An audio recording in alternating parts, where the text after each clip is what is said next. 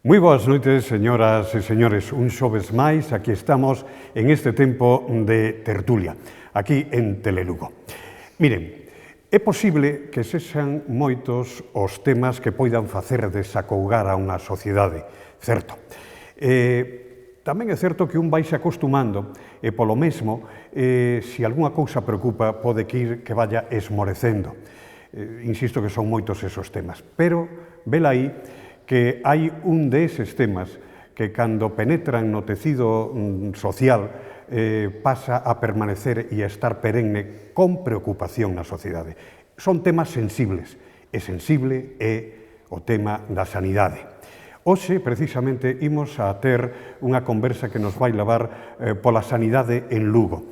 Permítanme presentarlles a quen hoxe nos acompaña, voume a outra punta da mesa e ali está a miña compañeira María Piñeiro. María Piñeiro é xornalista do diario, do xornal El Progreso, especializada precisamente en temas de sanidade. Tamén está con nós e lle damos as gracias, por suposto, a Bernardino Pardo Teixeiro. Bernardino Pardo Teixeiro é sobradamente coñecido na nosa cidade, médico de familia con consulta en Nadela. E tamén nos acompaña, e insisto nesas grazas pola súa presencia, don Ramón Ares Rico. Don Ramón Ares é o xerente da área sanitaria de Lugo. El é o que rixe o destino da sanidade na nosa provincia. Imos a fondar, imos a manter unha tertulia, unha charla, supoño con temas quentes, permítame decirlo tamén, que nos vamos a ver un pouco a luz, vamos a aclarar algo este tema. Eu, para abrir o tema, fago unha pregunta xenérica aos nosos convidados, que sería si é que os lucenses xa temos asumido que temos os peores servizos sanitarios ou peores servizos sanitarios co resto dos galegos. Isto é unha verdade ou é unha falacia? Quen quere respostar? Don Ramón, adiante. Polo que me toca a min, non podo dicir outra cousa que non é certo.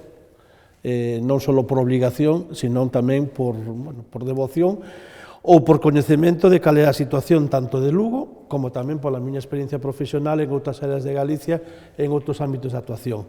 A verdade é que os servicios sanitarios que ten a provincia de Lugo, que é a Xerencia de Xestión Integrada, tanto que a atención primaria como que a atención hospitalaria, non quero dicir que sean os mellores, pero polo menos son tan bons como os que teñen o resto dos galegos, o Consello do Servicio Galego de Saúde e, por suposto, o Sistema Nacional de Saúde.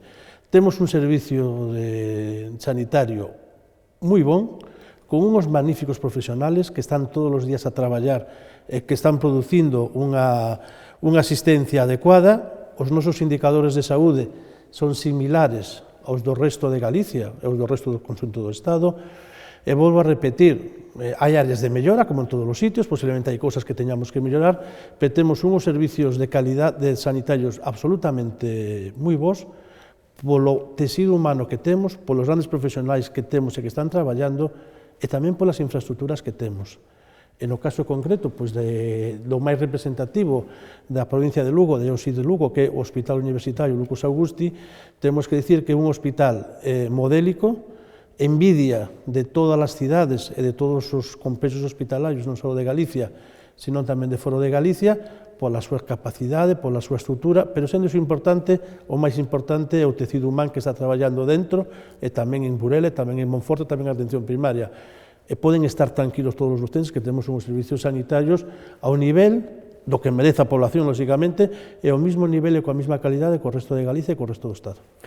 Comparte esta opinión, Bernardino? Ben, o fío das palabras de Ramón, eu vou facer unha declaración de principio. O sistema sanitario español e o sistema sanitario lucense probablemente sexa un dos mellores sistemas sanitarios. Eso decir do mundo é unha estupidez, pero do entorno que temos seguramente, e por tanto o entorno é máis desenvolvido do mundo, e por tanto si o é. E seguramente en relación calidad-prezo seguramente sexa o mellor do mundo. Atrévome a dicir eso, entre outras cosas, se queredes debatímolo ao longo de toda esta noite, veremos que o prezo que pagamos por nosa sanidade ofrece un sistema universal, pagado por impostos, con unhas virtudes tremendas e con unha calidad asombrosa.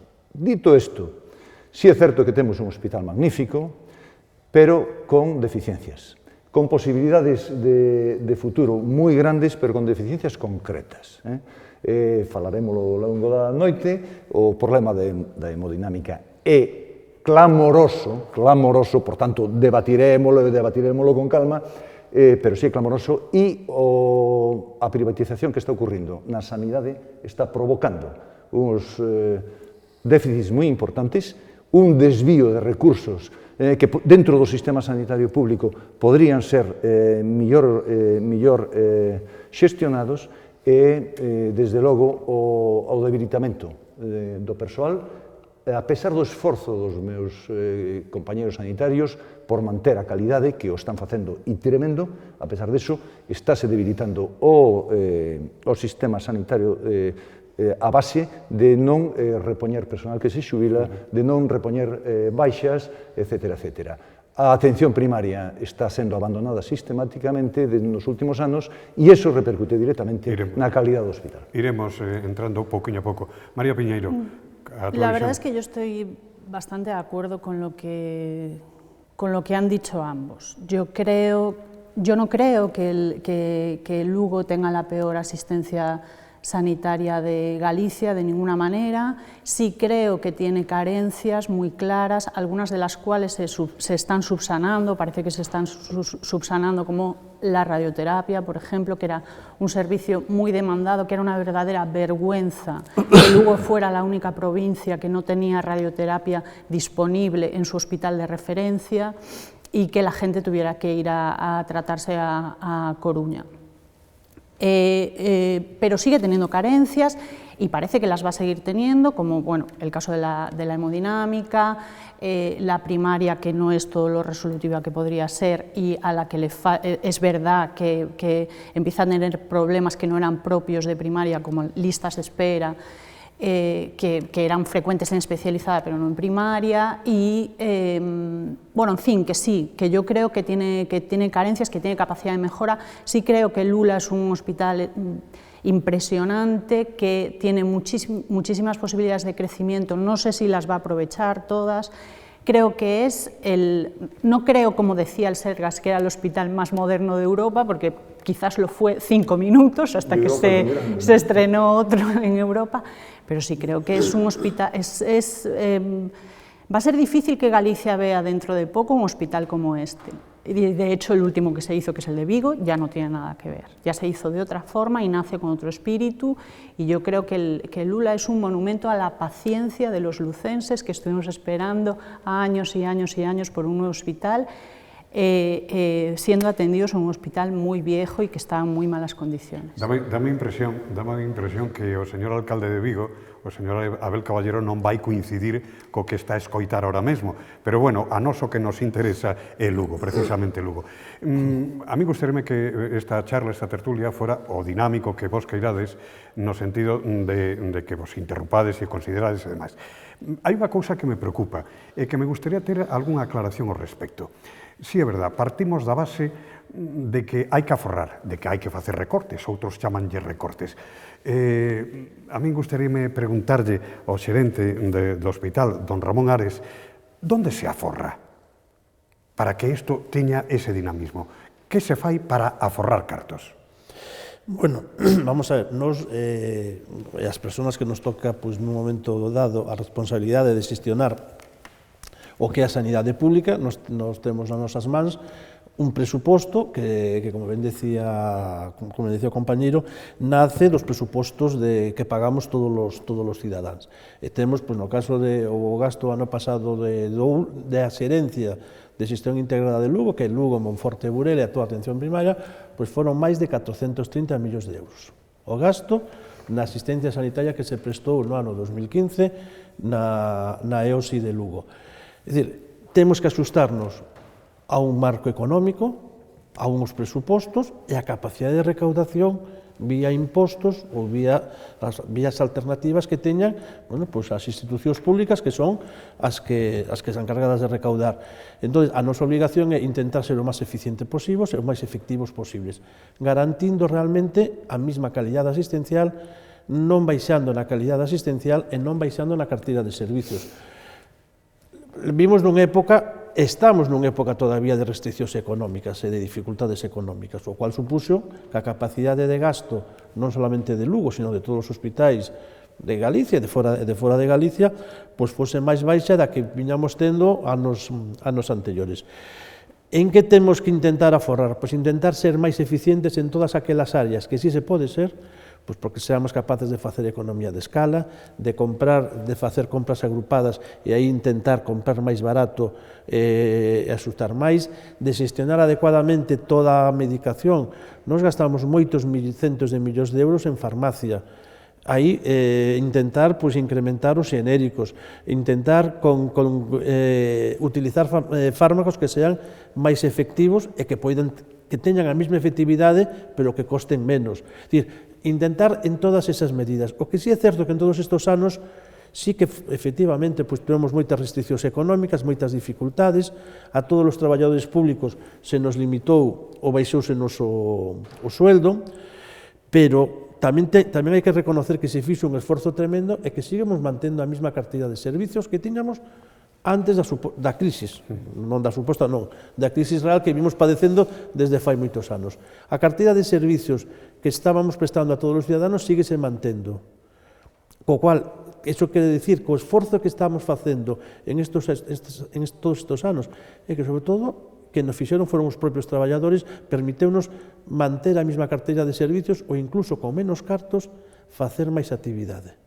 Entón, en ese sentido, as medidas que tomamos e que vamos a ter que seguir tomando é intentando ser eficientes en todas aquelas cousas que se as xestionamos mellor podemos aforrar, pero sin tocar un ápice o que é a calidade asistencial e o que é a carteira de servicios. Bernardino Pardo. Si é certo que é un problema de eficiencia, ou seja, invertir os cartos no que sexa mellor a mellor prezo. Eso está clarísimo. Decía en algunha ocasión un experto en sanidade canadiense que a reforma do sistema sanitario canadiense, por tanto, creo que sigue sendo aquí parecida, que se basaba nas 3 P's, que se chamaba primaria, prevención e puntualidade. O decía pos canadienses, estou seguro que aquí as 3 P's podían ser exactamente, perfectamente aplicables. Por que digo o de prevención? Bueno, o de primaria. O de primaria está claro que si primaria se debilita, e está ocurrindo, leva ocurrindo nos últimos anos, a pesar de que fomos capaces de demostrar estar a favor da eficiencia, facendo un aforro inmenso, 100 millóns de euros na provincia de Lugo, só por prescribir por principio activo e por prescribir por xenéricos, prometeuse no seu día que eses cartos iban a redundar en primaria e non só non redundaron, senón que se debilitou máis a primaria. Non quero dicir con isto que sexamos os millores do sistema, non, puxemos o noso grao de area con noso esforzo, como igual que os nosos compañeros sanitarios do hospital, pero con un paso adiante, fomos os primeiros en dar o paso adiante en xenerar por principio activo, en recetar por principio activo e recetar con xenéricos. Por certo, con unha decisión valentísima de Pilar, a conselleira daquel momento, que abriu o melón da prescripción por principio activo e con xenéricos. Recordo, era do Partido Popular, era quen de facelo, foi quen de facelo, acordadevos daquel cataloguiño que Farmaindustria dedicouse a despreciala dicindo aquilo do cataloguiño. Bueno, aquel cataloguiño abriu un aforro importantísimo, non aforro no sentido de aforro por aforrar, de isto que facemos ahora de tixeiretazo. O investimento en sanidade recortouse tremendamente nos últimos anos. Non eso, senón utilizar os medios que temos do mellor xeito posible. Que é o que hai que facer? E, desde logo, no hospital hai moitas posibilidades de facelo e podemos falar despois, hemodinámica pódese facer 24 horas aforrando cartos. María. Claro, a mí el tema de la eficiencia quizás se me queda un poco grande. Yo no sé muy bien cómo se puede hacer verdaderamente más eficiente la sanidad, pero una cosa que sí que me interesa y que quizás el gerente podría decirnos, ¿qué le parece que se puede hacer para ahorrar en la factura de la farmacia hospitalaria, que parece que es el peso fuerte del gasto sanitario, y que de hecho el Ministerio acaba de sacar los datos de cómo ha crecido por el tema de los tratamientos de la hepatitis C, ¿no? Y que claro, es un medicamento novedoso, caro. Y de todas formas también quisiera decir que en la noticia, ¿no?, tal y como salió, parece como si se culpabilizara un poco a la gente de que tuviera necesidad de medicamentos innovadores, ¿no? Es que claro, es el medicamento de la hepatitis C lo que causa este espectacular incremento, pero bueno, es un medicamento extraordinario que verdaderamente cura a gente, ¿no?, que no tenía posibilidad de curación. Se está demostrando que cura, efectivamente. No, el problema no es culpabilizar al medicamento en concreto. Es cierto que la hepatitis C pues fue una explosión de muchos pacientes pendientes de tratamiento, que de repente aparecieron alternativas terapéuticas que sí son efectivas, que sí parece que no solamente reducen los síntomas, sino que provocan, pues de momento, curación, porque hay disminución de la carga viral en esos pacientes. En un momento en el que estábamos en plena crisis económica, que no había financiación para esa medicación y que es una medicación que resulta, bueno, pues a un coste muy importante. Yo creo que fuimos el país europeo que abordó de forma integral la medicación de la hepatitis C, y eso permitió que a través del plan estratégico se estableciesen pues líneas de financiación y poder tratar a todos los pacientes que el propio plan establece, es decir, que son los técnicos, en este caso en la infección por hepatitis C, los que decidieron qué tipología de pacientes había que tratar y cuándo los había que tratar. Pues eso nos supuso que llevamos ya, pues ahora en el mes de abril del 2015, que fue cuando se inició el plan estratégico, que vamos a llevar un año que nos permitió tratar a un porcentaje altísimo de pacientes. En el caso concreto de la EOSI de Lugo, gastamos en eso más de 4 millones. Entonces no es culpabilizar. Sí que es cierto que la farmacia hospitalaria crece a un ritmo importante, sobre todo porque tiene muchísimas innovaciones terapéuticas. Las innovaciones terapéuticas entran a un precio enorme, con las indicaciones a veces se sustituyen a otros fármacos, otras veces no son más efectivas que los fármacos que ya teníamos. Entonces, ¿qué podemos trabajar nosotros? O lo que intentamos pues es ajustar al máximo las indicaciones, ver en qué situaciones lo que viene nuevo mejora muchísimo a lo que teníamos antes, y en ese caso no hay absolutamente ninguna duda de introducir esas novedades terapéuticas, pero también a veces somos no reticentes, sino que analizamos mucho más y vemos que si lo que teníamos antes resuelve de la misma forma y produce el mismo resultado que lo que nos viene nuevo. No todo lo que nos viene nuevo tiene la misma capacidad terapéutica o mejora lo que teníamos antes. Y en ese juego intentamos. A pesar de eso, sí que es cierto que el crecimiento de la farmacia hospitalaria es muy importante y cada vez consume un porcentaje mayor de recursos. Pero un poco ya, me extiendo un pelín más con lo de la farmacia, pero el margen de mejora que tenemos en atención primaria, en cuanto a no en atención primaria, en atención hospitalaria, en cuanto a la receta de calle, es todavía enorme. En el área de Lugo tenemos ahora mismo el coste medio por paciente y por receta más alto de Galicia. Y tenemos ahí un gap de mejora muchísimo con respecto a las otras áreas de Galicia, con lo cual, eso sí que es obligación nosa, pues intentar realmente mellorar e conseguir, bueno, pues cos indicadores ou co perfil terapéutico se aproxime moito máis ao cos estándares de calidade nos din que é o millor, e que en outros sitios sí que están máis próximos a esos estándares e que tamén nos permiten un aforro. Iso temos que facelo, lógicamente, coa colaboración de todos os profesionais, que é certo que se levan traballando moito, pero aí creo que aí é obligación nosa traballar adecuadamente e insistir nesa área que sí que nos pode producir esos aforros.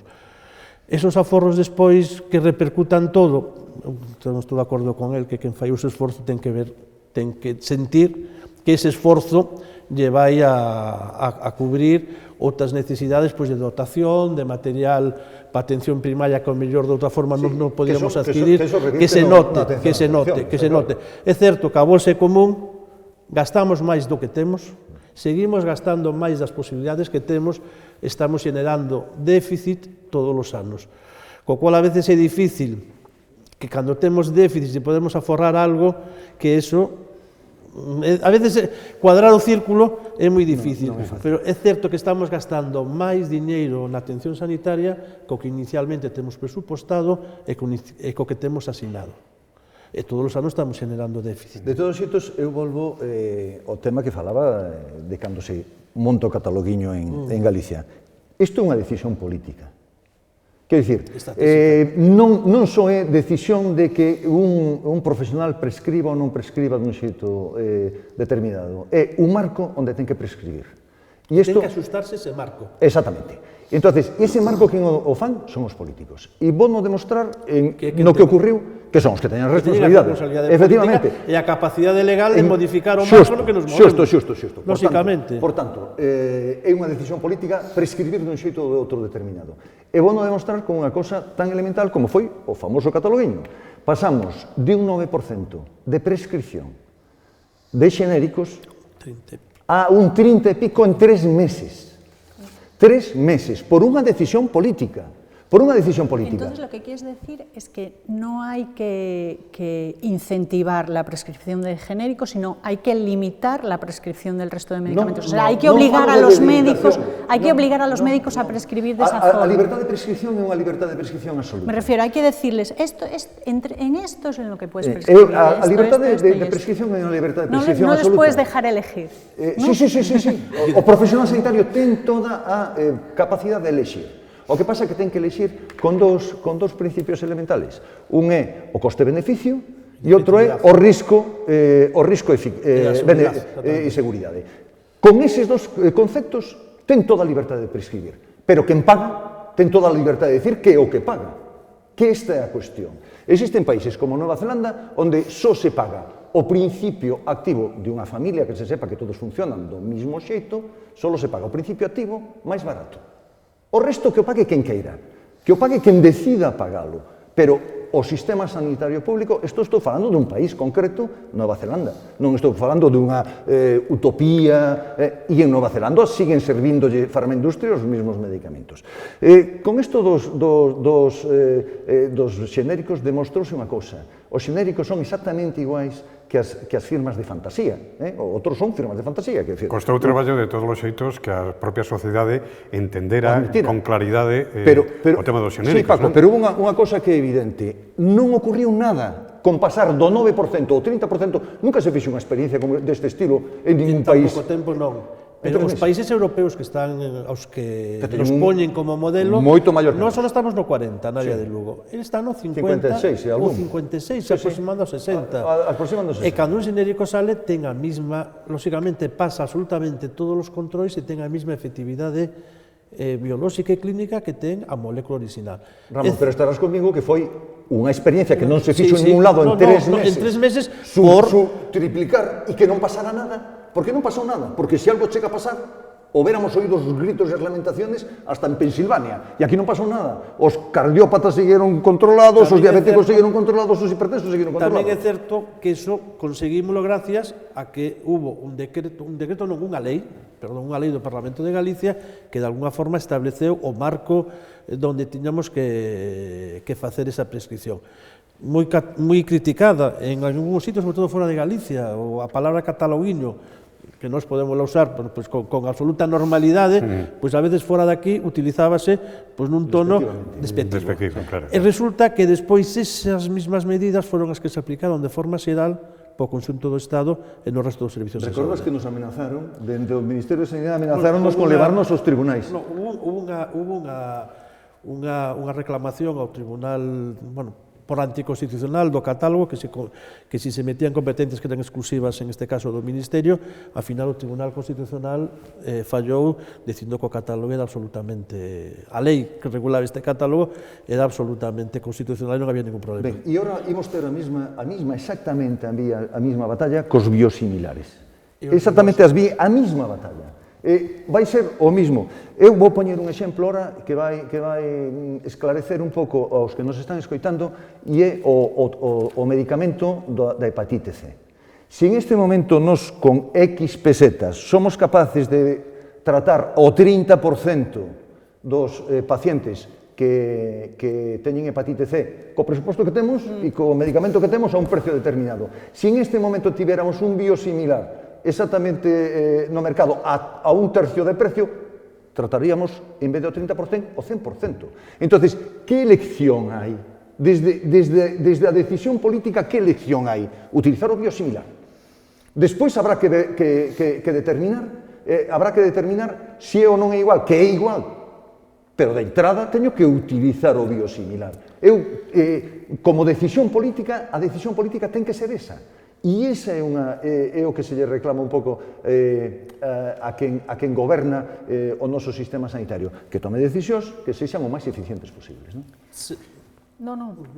Sendo certo, vamos a ver, sendo certo eso, que os biosimilares teñen o mesmo efecto que os medicamentos biolóxicos que estamos utilizando para determinadas patoloxías.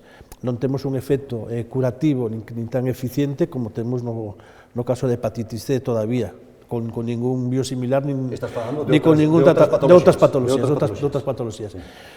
Tamén é certo que vou repetir que o biosimilar e as políticas ou desde a área de xestión o que estamos intentando facer é impulsar, estimular que naqueles casos que se pode utilizar o biosimilar ou tratamentos de novo inicio, utilizar o biosimilar e non o biolóxico, porque é moito máis, sendo igual de efectivo e producindo o mesmo resultado clínico, económicamente é moitísimo mellor. Tampouco nos temos que olvidar que detrás de todos estes produtos, ou detrás dos produtos da hepatitis C, que si son efectivos, uns medicamentos son máis efectivos que outros, hai un proceso de desarrollo, un proceso de investigación, e a veces tampouco podemos cortar absolutamente que vayan surgindo novas moléculas ou que en este caso a industria farmacéutica, no mellor sentido da palabra, que deixe de incentivar ou investigar en determinadas moléculas que algunhas non serán efectivas e non mellora o que tiñamos antes, pero en outros moitos casos sí que mellora moito o que tiñamos antes, e no caso concreto de hepatitis C. É un debate tremendo que se nos vamos por aí... Tamén hai argumentos para iso. Tamén hai que poñer eso, que a veces detrás de eso hai moita inversión e moitos cartos. Tamén o quería poñer un pouco, estando totalmente de acordo que temos que promocionar... Non é un xogo de vos e malos. Farmaindustria é fabulosamente boa, pero teñen os seus intereses. Sin dúbida ninguna, é un tema non só apaixoante, sino que, ademais, informativamente moi necesario que a sociedade entendamos certas cousas, insisto, que son necesario que as coñezamos, como as que hoxe nos están expoñendo aquí. Imos facer unha moi breve pausa. Obviamente, non vai faltar en riba desta mesa, cos convidados que hoxe temos, pois falar de radioterapia, falar de urxencias, falar do peche de camas, falar de todo o que podamos do que nos dé o noso tempo, porque é un tema, insisto, que tamén apaixoante e recoñecemos que temos que coñecer, temos ese dereito os usuarios, os cidadáns, e ímolo a tratar nesta mesa. Unha pausa, volvemos ahora mesmo.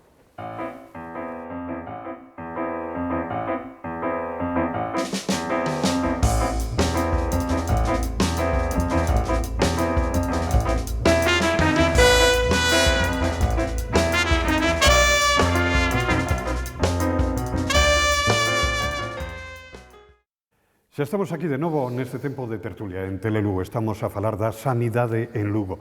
Estamos a manter esta charla, esta tertulia, pois con don Ramón Ares, xerente da área sanitaria da provincia, con Bernardino Pardo Teixeiro, médico de familia no Centro de Saúde de Nadela, e con María Piñeiro, xornalista de El Progreso.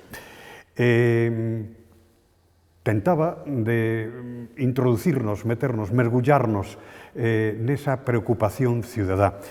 Comenzo por preguntarlle a don Ramón Ares si dende a xerencia do Hospital de Lugo, do Hospital Lucos Augusti, escóitase as reclamacións da cidadanía, escóitase as reivindicacións que fan as asociacións de veciños, esas reivindicacións que ben coñece, claro. Sí, vamos a ver, escóitase, e si na xerencia non se escoitara, sí que tería un problema moi serio a xerencia ou a persona que este en ese momento, xerenciando, se vale a expresión, pois o que toda a estrutura sanitaria da provincia de Lugo. Eu creo que hai que estar, primeiro, saber cal é a realidade, coñecer cales son as demandas e cal é o que máis está demandando a población e, por suposto, ter absoluta información daqueles problemas que poden ser máis candentes, máis difíciles e que lle preocupa moito máis a población. E a obligación nosa é, dentro das nosas posibilidades, primeiro, transmitir e informar de todo o que se está facendo, que é moito e moi ben, e, por suposto, en aquelas cousas nas que si teñamos solución e poidamos resolver, pois intentar resolvelas. María, si te parece, entramos en temas tan sensibles como radioterapia, hemodinámica, medicina nuclear. Me parece perfecto. Pues adiante. Bueno, a mí, por ejemplo, por una cuestión de proximidad en el tiempo, me gustaría saber qué le parece al gerente el hecho de que ayer salieron los datos del Registro Gallego del Infarto, que eran unos datos que en Lugo se esperaban con verdadero interés, porque de ellos dependía si cambiaba o no cambiaba el funcionamiento de la sala de hemodinámica que tenemos, que ahora abre de lunes a viernes de 8 a 3. La idea era que se podrían ver los resultados en salud por áreas sanitarias y de esta forma se podría constatar que si en Lugo efectivamente los resultados en salud eran peores, si la mortalidad era mayor tras un infarto por el hecho de no disponer hemodinámica 24 horas. Sin embargo, no se han dado a conocer los datos por área, se ha dado a conocer la mortalidad global nada más, con lo cual esa conclusión pues se retrasa una vez más. A mí me parece, bueno, dos cosas. Primero, ¿cómo puede ser que un registro que supuestamente se decidió en diciembre de 2014, aunque la orden no salió hasta mayo, que no disponga de datos concluyentes y sobre todo y por encima de todas las cosas, cómo puede ser que un sistema de sanitario no conozca verdaderamente cuál es la mortalidad por infarto de la gente, de sus pacientes? O sea, es que eso me parece asombroso. Bien, vamos, yo creo que son dúas cousas distintas. Lógicamente, nós temos os registros de mortalidade e conhecemos non desde agora, senón desde fai moitísimos anos, cal é a mortalidade polas distintas patoloxías e polos principales procesos dentro da clasificación internacional de enfermedades. Do que estamos a falar é dun registro de resultados de saúde onde mide en concreto unha tipoloxía de pacientes moi concretos que teñen un infarto de miocardio e que se lles mide de determinados parámetros, algúns que están recollidos, outros que non están recollidos, e que non nos tiñamos recollidos nun sistema de información que fose igual en todos os sitios e, sobre todo, que fose explotable para analizar esos resultados. A medición de resultados en saúde é un problema importante que temos todos os servicios de saúde, nin en Galicia, no conxunto de España ou do Estado, e, por suposto, en toda Europa, en todos os países do noso entorno. No que sí temos en sanidade, no noso entorno, son moitísimos indicadores de produción, de actividade, pero medir resultados en saúde é algo moi difícil, moi complexo, e que en moi poucos países temos esos sistemas de información para ter esos resultados. No caso concreto do Sergas temos uns sistemas de información que moi avanzados, con moitísimos datos, manexamos a historia clínica tanto en atención primaria como en atención especializada, que poucos servicios de saúde teñen esa dinámica e pódese ver en todos os sitios todos os resultados clínicos dun paciente. Temos todos os resultados de farmacia a través de receta electrónica e dos propios programas de xestión dentro da farmacia hospitalaria con moitísimos datos. Por iso digo que resultados de produción e intermedios temos moitísimos. Resultados de saúde, que é o que temos que medir, son moi difíciles de medir e por iso se necesita un programa específico onde se recolla dunha forma determinada, que é o que fai o Regalian, o Registro Galego de Infartos de Miocardio. Ese registro nace dunha comisión técnica na que están os responsables de cardioloxía de todos os hospitais de Galicia que deciden cales son os indicadores que miden mellor esta actividade asistencial e como podemos medir mellor resultados de saúde. Desde tempos, desde que se detecta o problema sanitario, en este caso un infarto, que sean infartos con unha característica determinada que podan ser susceptibles de angioplastia, porque non todos os infartos son susceptibles dese tipo, e para medir, entre outras cousas, aparte de outros moitos indicadores, para medir se o modelo de atención aos infartos agudos de miocardio, con elevación ST, que son en concreto o que está medindo o registro de Regalian, Si a estrategia que ten establecida establece diferencias entre as distintas áreas sanitarias a hora dos resultados de saúde. Un dos indicadores de resultados de saúde que se mide é o de mortalidade. É certo que hai un mandato parlamentario que fundamentalmente fala de medición da mortalidade coa aplicación deste modelo, e este modelo ten distintos resultados que sean significativos estadísticamente, pois entre Lugo e Coruña, entre Lugo e Ourense, entre Coruña e Santiago, entre Coruña e Vigo, entre Santiago e Vigo, etc. Que son os que presentaron onte, volvo a repetir, que presentou os resultados é a comisión técnica composta por todos os responsables de cardioloxía de todos os hospitais de Galicia, que foron os que fixeron o análisis que saleu á luz pública onte. A partir de aí, lóxicamente, posiblemente as decisións, como falábamos antes no caso da farmacia, hai decisións que corresponden a un ámbito moi concreto, que lóxicamente teñen que estar basadas en criterios técnicos, en información técnica e cal é a realidade, e o que si se decideu, bueno, pois que en función dos resultados da mortalidade se podía primeiro avaliar se o modelo que se había establecido para Galicia estaba dando resultado ou non, en primeiro lugar, e en segundo lugar, si en función desa mortalidade había que variar ou non había que variar Permitideme situación. que interveña en isto, porque poñámonos en Lugo. O que se avalíe pareceme perfectamente ben. 150 angioplastias primarias. Isto que se fixo en Lugo, 150 angioplastias primarias.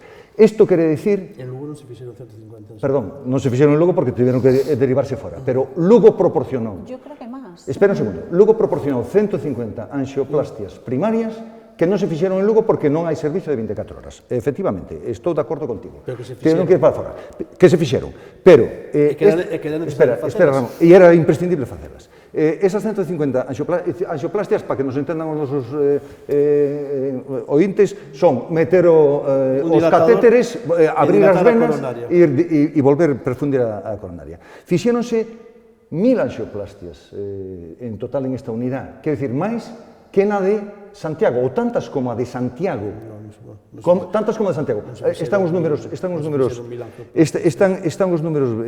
e logo estáse medindo mortalidade a 30 e a un ano, a 30 días e a un ano, que é como se mide a mortalidade dos infartos. A 30 días xa a temos, por fin, pero ainda falta do ano. Que pasa? Hai que poñer mortos en riba da mesa. Eu creo que este é o erro. Isto é un problema, non entendo o empecinamento político de non montar as 24 horas en Lugo. Non o entendo. Non me cabe na cabeza. Déxame un segundinho máis. Os tempos son imprescindibles. Esta provincia non é que atendamos os de Lugo que infartan en Lugo, atendemos os da provincia. Para chegar calquera da provincia hasta Lugo tardan unha hora. Non tarda menos de unha hora. Entre que é atendido, se detecta o problema, se pon en marcha a evacuación e tal, unha hora hasta Lugo e outra hora para chegar a Coruña. Estamos falando de superar con creces o tempo en que ten que ser atendido un infarto de miocardio. E iso sabemos. E o sabe calquer persoa que técnicamente teña os coñecementos. Darlle voltas a iso é unha estupidez. É unha estupidez estar dando voltas a perdiz. Temos os técnicos, temos o volumen, temos máis que superados. Temos os técnicos en Lugo que son capaces de facelo con unha capacidade absoluta. Temos as instalacións, porque temos o privilexio de ter unhas instalacións extraordinarias. Temos a necesidade, e por riba aforraríamos, porque aforraríamos en ambulancias, aforraríamos nas dietas que se lle paga o hemodinamista que ven todos os días de Coruña, que non o dou entendido. Podemos en este momento contratar, sabemos que temos hemodinamistas capacitadísimos, dos millores e dos máis punteiros de España, dispostos a vir a Lugo. Todo eso sabemos, porque sabes ti, o sei eu, e o sabemos desde a parte técnica. Entonces, que coño, es voluntad política, estrita voluntad política. Os de Lugo somos moi mandadiños. Somos capaces, se nos mandades, de intentar infartar de 8 a 3. Somos incapaces. Pero bueno, non somos quen de facelo. E outra cousa, como somos tan mandadiños, damos un disgusto ao jefe se infartamos de 8 a 3, entonces entramos aí nunha dicotomía e non damos infartado neso. Primeiro, eu dicir, sin... Eu apasionome, perdona, Ramón, pero sabes que... con absoluto apasionamento, e a mí eu creo que está ben, que é un tema que lle preocupa a xente, e que temos que, primeiro, clarificar e poñer luz todo o que poidamos, e, lóxicamente, cada un ve a súa parte, e o apasionamento está ben, que iso quere dicir que o tema che preocupa. Co cual a min iso non me parece mal, todo o contrario. Eu creo que é importante volvo a repetir, sin olvidarnos o por que se fan as cousas ou o que é o que estamos medindo. En Lugo, pois, levamos feito sobre 780, non chegamos aos 800 anxioplastias. O que estamos medindo nos é se todos os pacientes, volvo a repetir, independientemente de que o modelo sexa o mellor, de que poida haber áreas de mellora, de que se os tempos medios entre a primeira asistencia e a chegada do paciente á sala de hemodinámica sean mellorables e haxa que melloralos, e a partir de aí ver cales son os instrumentos para melloralos tamén é certo, pero fundamentalmente o que estamos vendo é se o modelo de xestión, sobre todo de tratamento, dos pacientes que son subsidiarios de tratar os infartos agudos de miocardio con elevación do espacio ST, que é do que estamos a falar, se hai diferencias importantes co modelo que estamos tendo en uns sitios que en outros. Porque, sendo importante a anxioplastia primaria, non en todos os casos se pode facer a anxioplastia primaria, en outros moitos casos hai outras alternativas terapéuticas como a fibrinolisis, que tamén se está facendo e que está dando os mesmos resultados ou incluso menos mortalidade que a propia anxioplastia primaria, que son datos que sí que se recollen no rexistro de Regalia. En ese sentido, o que sí di o estudio que se fixo, os resultados que se puxeron encima da mesa é que a mortalidade non é superior en Lugo, estamos falando de mortalidade a un mes, a 30 días, e con 6 meses, e con un número tamén limitado de pacientes. Pero somos distintos que os de Jaén, por exemplo. Que non, pero volvo a repetir, isto non nace, un pouco tamén o que facendo un pouco de historia. Isto non nace, de repente, non había ninguna estrategia para tratar estes pacientes e montamos unha estrategia nova.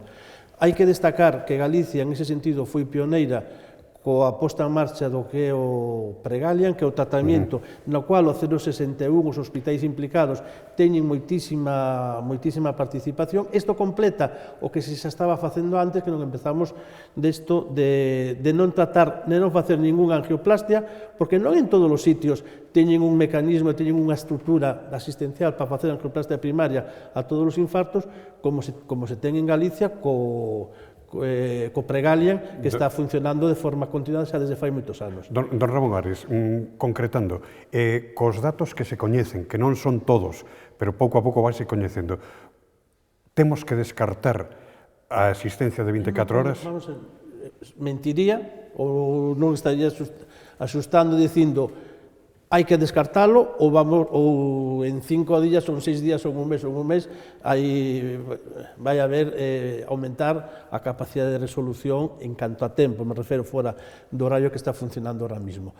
O que sí temos que decir é, e iso é o que sí que quero deixalo claro, que o que nos di o rexistro que a mortalidade dos pacientes de Lugo non é superior a de outras áreas de Galicia. A partir de aí, hai áreas de mellora, sí. Eu, como tamén é a miña obligación, quero poñer encima da mesa. A sala de hemodinámica leva funcionando 2 anos, é certo que hai un hemodinamista de Coruña que está traballando continuamente, que ora teñen moitísima máis experiencia, os resultados que tivemos estes 2 anos é polo gran traballo que están facendo os 2 hemodinamistas que ten contratados o hospital, e tamén foi fundamental o apoio para conseguir que esta unidade madurase, que teña moita máis capacidade de resolución, a aportación que fixeron os hemodinamistas que viñan de Coruña. Pois a mellor estamos xa en condicións, coa experiencia que temos, de asumir moitísima máis autonomía e de ir a outro modelo en que a mellor que a unidade este absolutamente integrada no servicio e ir descolgándonos un pouco de Coruña. A partir de aquí, cal é a solución definitiva, como podemos mellorar? Pois, bueno, a solución definitiva non está na xerencia de EOS e de Lugo, lóxicamente, está en función, neste caso, do mandato que ten o Parlamento, que tendrá que decidir en función destos resultados, que foi o que se aprobou no Parlamento. Non ten a decisión non a ten a xerencia, entonces eu personalmente non podo manifestarme, correcto. Sí, correcto, en outro sentido. Efectivamente. Vamos transcurrindo no tempo, aí son tantos os temas, hai un que preocupa moito, e me gustaría tamén, por suposto, María, bota unha man en este sentido, que coñeces a perfección, personal, estou falando xa non só do personal sanitario, sanitario, médicos, ATS, celadores, auxiliares, tema de urxencias, incluso protestas cidadáns. Desacougo, en definitiva, o tema de urxencias, como se pode solucionar, ou considera vostede, don Ramón, que se está no camiño de solventar? Vamos a ver, o tema de urxencias, a urxencia é a porta de entrada que está as 24 horas abertas no hospital, que ten que asumir todo o que lle chega, que chega dunha forma a veces ordenada, outras veces non tan ordenada, e temos picos que temos moita máis xente, e temos unha capacidade bastante grande de resolución. Nos, os datos que temos, medindo os resultados, como dicía antes, que temos moitísima información, nos temos que decir que no servicio de urxencias do Hospital de Lugo, podemos dicir o mismo que no de Monforte, que no de Burela, e tamén incluso nos pasa atención primaria, temos capacidade suficiente para resolver toda a demanda e toda a atención que estamos tendo. Eso non quere dicir que teñamos momentos puntuais ou momentos de picos donde sexa máis difícil ou non podamos ser todos resolutivos no tempo e coa rapidez no tempo que nos gustaría ser e resolver as cousas ao mellor en menos tempo. Pero fora desos momentos puntuais, a capacidade de resolución é boa, eu creo que estamos tendo uns resultados moi bons. É certo que o traballo en urxencias é un traballo continuado, non é só chegar, atender e marchar. Hai distintas partes de urxencias, desde enfermos que son menos graves, o 30 ou 40% dos enfermos que temos na porta de urxencias, nos hospitais, non debían chegar ao hospital. E son enfermos que necesitan unha consulta rápida, unha consulta que se solucione ou que se faga o diagnóstico e non necesitan permanecer na zona de observación ou facerlle moitas máis probas. A veces sí que temos problemas, creo que sobre todo de estructura, de funcionamento, de circuitos internos, de onde temos colocados os pacientes en cada momento, e hai unhas esperas que ten que haber, desde que a un lle piden os resultados, unhas probas, unha radiografía, unha analítica, hasta que o ve outra vez o médico, hasta que o pasa o especialista, sí que temos tempos, a veces máis largos dos que quixéramos. Aí sí que temos que mellorar todos esos circuitos, onde os temos ubicados, onde están esperando, que estén esperando con comodidade. Despois hai outra parte que, a parte, por decirlo así, desde a porta hacia máis dentro do hospital, que sería a zona de observación. E nós temos moitos pacientes en urxencias que non ingresan porque están observados polos propios facultativos de urxencias en función da súa patoloxía deciden. Pois eso supón que a mellor haxa pacientes que están 12, 24, hasta 36 horas. Non é que non teñan, que estén esperando por unha cama. Porque están sendo atendidos polos propios profesionais de urxencias. O que sí teño que decir é que moitas veces, a veces é difícil de explicalo, de entendelo, nós, no que levamos de inverno, e no caso concreto do Hospital de Lugo, non tivemos ningún ingreso ao que o facultativo ou especialista lle indicase o ingreso nunha cama do hospital que estuvese en urxencias porque non houvese camas para ingresalo. Todos tuveron cama, que desde que se lle ordena o ingreso, se lle pide a cama, hasta que chega a cama, é certo que pode pasar tempo, porque a cama non está libre, porque a cama non acabaron de arreglar a habitación, porque o paciente, temos un problema de xestionar correctamente as prealtas e de ser máis áxiles a hora de que o paciente vaya para o domicilio. Cada vez temos máis pacientes que van en ambulancia, as ambulancias asustámolas en función das que temos, e a veces hai xente que tardamos máis do que nos deseáramos en trasladalo do hospital ao seu domicilio. Mentre a cama non este libre, o paciente non pode pasar de urxencias á cama. Iso sí que é un problema interno de comunicación e de mellora. Creo que os problemas realmente non son tantos de persoal, que en algún momento poden ser, e cando é necesario refórzanse, que moitas veces os problemas son de análisis estrutural do proceso, dos circuitos de comunicación e de ver como podemos mellorar eso. María, a mí me cuesta mucho creer que todos los retrasos que se producen después de que a un paciente se le dice va usted a ingresar y hasta que llega a la habitación, esas horas que transcurren, que a veces son más y a veces son menos, que se deban exclusivamente a que la gente tarda en irse, la gente hospitalizada tarda en irse y dejar libre su cama. Yo eso me imagino que ocurrirá puntualmente, pero no creo que sea una cosa... entre comillas, criminalizando, no es culpa de los pacientes. Quiero decir que no creo que sea la regla. Hay de todo. Creo que será una excepción. No es tan excepción.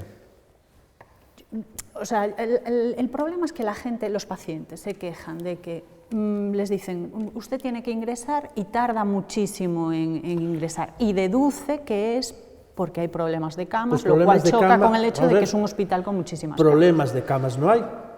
En este hospital en concreto, yo como dije antes tengo una experiencia larga en muchos hospitales de Galicia y ojalá todos los hospitales de Galicia tuviesen la misma situación para gestionar las camas con los pacientes que ingresan por urgencias que tiene este, que no tiene ningún problema de camas para los pacientes que entran por urgencias y son ingresos urgentes. Los ingresos en urgencias se producen a lo largo de toda la jornada. Un 30% más, un 20 y tantos por ciento por la mañana, 40 y pico por la tarde y muchos menos en el turno de noche. Las altas se producen en un momento dado, a partir de cuando termina la jornada de la mañana, a las 3 de la tarde, que entre que se le da el alta, que se gestiona el alta con el paciente, con lo cual nosotros, por decirlo así, gestionamos la salida del paciente hacia su domicilio en un periodo muy corto de tiempo y tenemos demanda de camas a lo largo de las 24 horas. Entonces, eso, pues a veces, ese cuello sí que produce, no es que sea solo la única causa. Claro. No es que sea la única. Y es más, nosotros sí que estamos midiendo los tiempos, y el tiempo medio desde que se le pide la cama hasta que el paciente llega a la habitación es menos de 2 horas. Bernardino. Sí, imos ver. Os problemas de urxencias. Se a atención primaria se debilita e non funciona, o PAC incrementa o punto de atención continuada, o servicio de urxencias de fora do hospital incrementa a súa atención, en este momento están desbordados, e iso fai que vaya moita máis xente a urxencias, Perdona, aparte dos que van... Un segundo só. Sí. Estamos derivando menos xente dos PACs a urxencias. No ano 2015, menos que no 2014. Porque o fan moi ben. Porque os profesionales sanitarios cada vez sempre estamos... Non están chegando máis Porque van pacientes dos directamente, PACs. Ramón, porque sabes que van directamente a maior parte deles. Hai fallos estruturais, vamos a ver. Se hai unha lista de espera brutal en traumatoloxía, todo o mundo sabe que se ten un problema traumatolóxico, entra por urxencias e pasa por unha lista especial para ir para... Non estou descubrindo nada, para ir a consulta de traumatoloxía. Ben, que farías ti se tiveses a rodilla hinchada e 6 meses de espera para ir a traumatoloxía? Ir a urxencias, como todo fillo de veciño. E iso saben os que nos están escoitando, porque todo o mundo se adapta ás circunstancias de emerxencia, está claro, En caso de guerra, todo agujero es trinchera, fuera. Entonces, está ocurrindo eso e sabemos que fai. Si é certo que non estamos sendo eficientes en atención primaria. Non estamos sendo eficientes. Por qué? No meu centro hai, e o sabes tamén como a min, unha profesional de baixa desde fai 3 meses, baixa larga, que era previsible que era baixa larga, que todo o mundo conocía que era baixa larga, e 2 días a semana vai alguén a facer a súa consulta. Os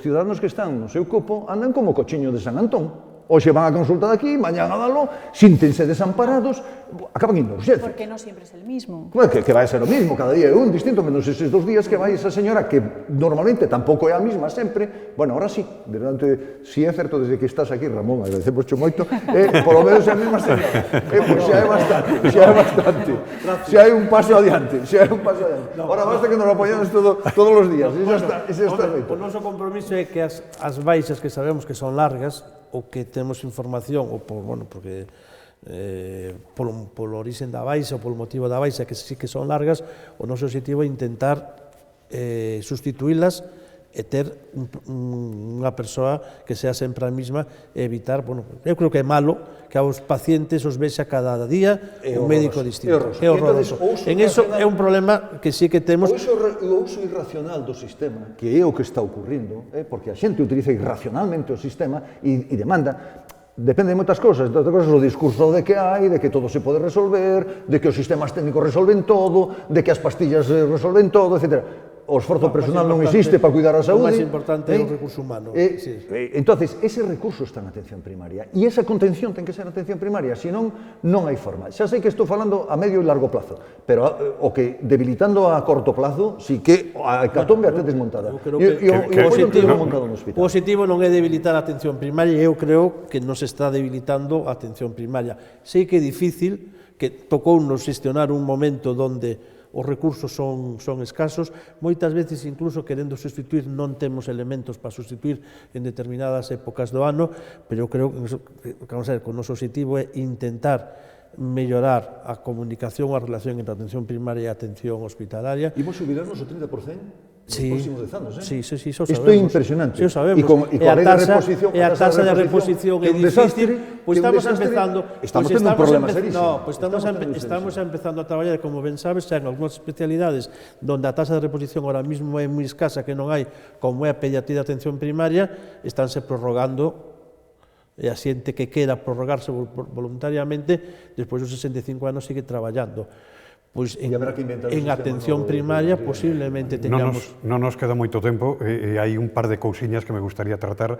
Unha delas, obviamente, ademais pola presencia dende fai ben pouco tempo, non sei se foi onte ou antonte, o anuncio de radioterapia. Está aí tamén, non? Cal vai ser o camiño a partires de fai 2 días? María, si queres concretar... Parece que empieza a finales de mes, se recibirá al primer paciente, hay un acelerador, está calculado 600, 700 pacientes, ¿no? Un poquinho máis. 700, 800, sí. Bueno, perdón. Y el Sergas tiene previsto para el último trimestre del año la llegada del segundo acelerador y con la supervisión del centro oncológico todavía, Más que ¿no? supervisión, con la colaboración do centro oncolóxico, é dicir, o centro oncolóxico a través do Consorcio Oncolóxico de Galicia, que é un instrumento de xestión público entre os Sergas e o centro oncolóxico, é quen está tratando ahora mismo os pacientes, é quen coñeza a todos os pacientes da provincia de Lugo que están tratados ahora mismo con radioterapia, e tamén vai seguir sendo o noso centro de referencia hasta que teñamos a capacidade máxima e podamos asumir. Isto non se fai de 0 a 100, como os anuncios dos coches, sino que aquí hai un proceso que intentaremos que sexa o máis corto posible de ter a maior capacidade de produción e tratar todo aquí. Hasta que teñamos o segundo acelerador, que está previsto a finales de ano, non podemos asumir toda a demanda que teríamos na provincia de Lugo. E despois hai outra cousa fundamental, habrá cousas que aquí, por volumen, por número, por complexidade, e porque é moito mellor para os pacientes concentralas nun sitio onde se fagan todas, que se seguirán facendo neste caso no centro oncolóxico, que é o noso centro de referencia. E van a seguir colaborando os radioterapeutas do centro oncolóxico cos radioterapeutas que funcionen no servicio de Lugo, no sentido de que eles teñen unha estrutura, porque son moitos máis, porque ven moitos máis casos que están distribuídos por aparatos, un dedicase só ao pulmón, outro a mama, outro a cabeza e cuello, e o que si vamos a ter é unha relación funcional, que el de pulmón veña aquí, e que este cos radioterapeutas de aquí, e cos neumólogos e cos oncólogos de aquí, pois axudándoles ou a mellorar as dúdas ou os problemas que teñen. Ese é o sentido de colaboración que vamos a ter co centro oncolóxico, para botarnos unha man primeiro, para axudarnos no momento da apertura e poder ser máis rápidos e conseguir canto antes o maior número de pacientes tratados aquí, e despois pola especificidade que eles teñen para determinadas probas. Don Ramón Arris, por la miña parte a última pregunta, logo despois os meus compañeros, os meus convidados, miña compañeira o doutor, por si queren facer algunha pregunta complementaria. Mire, vostede, cando tomou posesión do seu cargo, unha das súas teimas dixo en declaracións que era a de mellorar o diálogo co personal e cos seus representantes. Como vai ese traballo? Pois estamos en elo, é dicir, a parte das reunións ordinarias e normales que ten que haber entre, a parte de dirección ou de administración de toda a estrutura cos representantes dos traballadores, eu desde logo, o meu despacho, e igual cada xente que está traballando comigo, está absolutamente aberto para sentarnos e para discutir temas. Como eu dixen, o que si ofertamos é falar, discutir de todo, en algunhas cousas estaremos de acordo, e podemos buscar solucións, están na nosa capacidade solventalas, outras na que estemos de acordo non vamos ter esa capacidade, e en outras cousas teremos principios ou plantexamentos distintos, pero desde logo o que sí é de falar con todo o mundo e de intentar consensuar e chegar a acordos en todas aquelas cousas que po día a día moitas veces é importantísimo, non tanto en grandes temas de modelo ni de definición de actuacións que exceden do ámbito noso, pero sí, na xestión do día a día das cousas, é facerlle a todo o mundo máis fácil o traballo todos os días. Sí, quería dicir que, bueno, felicito ao povo de Lugo porque xa ten un servicio de radioterapia en marcha, esa peregrinaxe dolorosa que tiñan hacia o oncolóxico de Coruña por fin vai rematar, non sin tempo. A falsa promesa do presidente desta comunidade que iba a ser fai 5 anos, aí quedou no aire. Por tanto, responsabilidade política, quen ten responsabilidade política. Pero, bueno, por fin, temos isto, felicidades. Quero recordarche, Ramón, aquelo de tenemos que recuperar a residencia antigua. É lamentable, somos un país de pirados, deixando un hospital en funcionamento caer a cachos, en este momento está chovendo por el abaixo, a cubierta está caendo, hai unhas goteiras de carallo, no piso de arriba teñen caldeiros postos. Hai goteiras, pero é nunha zona moi limitada e moi concreta. Bueno, pois hai que retallar aquilo. Eso sí. Rápidamente, mira, sabemos, además, estamos de acordo e creo que é unha reivindicación que temos que facer. Aquela residencia hai que recuperala. Un centro de saúde imprescindible ali para desdoblar o da Milagrosa que está abarrotado e acogotado. O PAC de urxencias hai que sacalo de Fingoi porque estamos acogotados e abarrotados de ali. Hai que facer ali un bon PAC porque está equidistante dos dous polos de Lugo, que é o barrio norte de Garabolos e o barrio sur de Fingoi. Por tanto, está no medio da cidade, moi ben comunicado. É o sitio ideal para un PAC. Ahora que lle van quitar o carné de conducir os maiores de 80 anos, que está visto desde que atropellou este pobre home aos pobres que morreron, que foi unha desgracia, vai ir pa diante, e hai 75.000 ancianos de pé pola provincia, morrendo de pé pola provincia, algúns deles, van vir a Lugo, e van ir a Ourense, e van ir a Pontevedra, e van vir ás cidades, e hai que darles saída. Aí se facía unha residencia a terceira edad preciosa. Hai que poñerse en marcha e hai que darlle pa diante. E se queren levar a comisaría pa ali, tamén poden, no sitio, eso xa é outro problema. E el 061? O 061? E o 061 que o COPAC. María Piñero, tamén un resumen.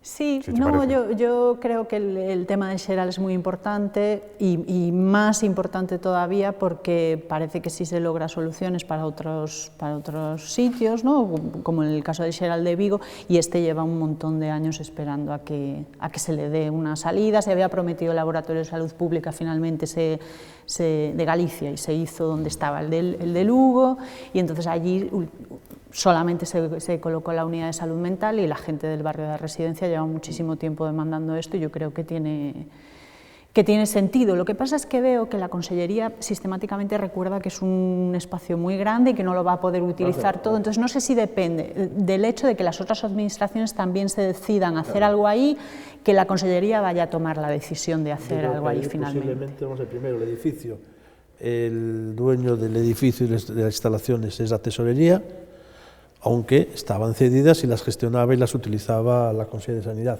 que de momento sigue siendo el responsable de todo el solar y todo lo que hay ahí. ¿Podría hacer algo ahí con independencia de posiblemente, que las otras administraciones nosotros desde el punto de vista sanitario, lo acaba de decir Manu, sabemos cuáles son las necesidades que para poder levar aí. Desdoblamento do Centro de Saúde da Milagrosa, o PAC, que podemos ver como encaixa aí, e daría crecemento ao Centro de Saúde de Fingoi. A base do 061 podemos mirar tanto a medicalizada como a outra, pero ainda con todas as cousas que desde un punto de vista asistencial ou sanitario non seríamos capaces de ocupar todo o que é o edificio materno, que é o edificio máis noble e o que costaría menos e sería máis fácil rehabilitar. Aí tamén eu creo que tamén é un problema da sociedade lucense, pois intentar implicarse e ver que outras alternativas ou incluso de outras administracións o tema dunha residencia ou non de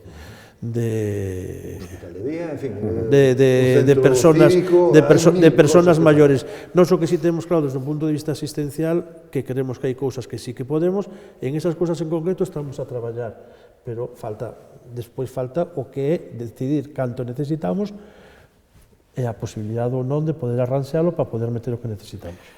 Bueno, pois a verdade o tempo esgotámolo, pero creo que foi ben aproveitado. Inda e así, a min gustaríame que repetir este tema porque seguro que nos quedaron unha chea de cousas que poder preguntarlle, en este caso ao xerente, en este caso tamén ao profesional, ao médico Bernardino Pardo Teixeiro, ao xerente, como decía, don Ramón Ares Rico, e, por suposto, ese agradecemento tamén especial e específico a miña compañeira María Piñeiro, do xornal El Progreso. Agradecerlles tamén a vostedes a súa atención e ese convite que facía aos meus contertulios, aos meus convidados, pois reiteralo, por se o teñen a ben nun futuro non moi lenxano, repetímolo. Seguro que sí. Moitísimas gracias e até o xoves 31.